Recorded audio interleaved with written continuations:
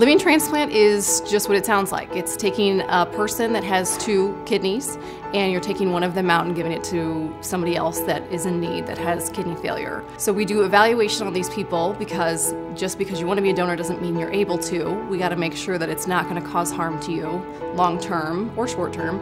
Living donation plays a key role in the transplant process, simply because we actually have a fairly limited number of cadaver organs available every year. The waiting list is long. There are about 120,000 people on a waiting list now in the U.S. People wait an exorbitant amount of time for a cadaver transplant. So we ask people to please ask their family and friends to donate so that it decreases their waiting times. This is the best way for people to get a transplant because sometimes on the deceased donor waiting list, people can wait for 3 to 5 years, and some places even up to 10 years. So the role of then living donation is to decrease that waiting time from 10 years down to a scheduled operation. So once we work both parties up, you can potentially have a transplant in 3 or 4 months as opposed to 5, 6, 7, 8 years or more.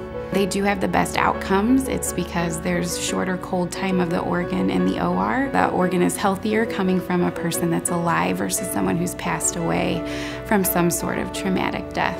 So we highly encourage that. Surgery for living donors it's a laparoscopic procedure. So that means that it's a smaller incision. So the surgery itself, the recovery is much quicker. The surgery itself takes about 4 hours total. You're in the hospital for about 2 to 4 days. Average is about 2 days.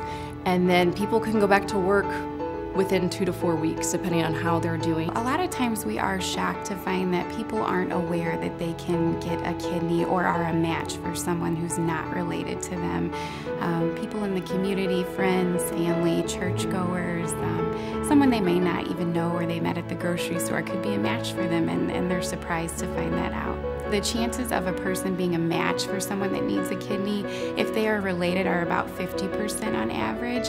If they're not related, it's a 1 out of 4 chance that you're a blood type match for them. If they do not have their own living donor, what we encourage them to do is to find a family member or a friend that can kind of act as a kidney champion for them. Someone that can tell their story and really explain the need for a kidney transplant to other members of the community and see if they can find someone that would be interested in being evaluated. Most people don't see any changes from only having 1 kidney. They should be able to live a very long, healthy life.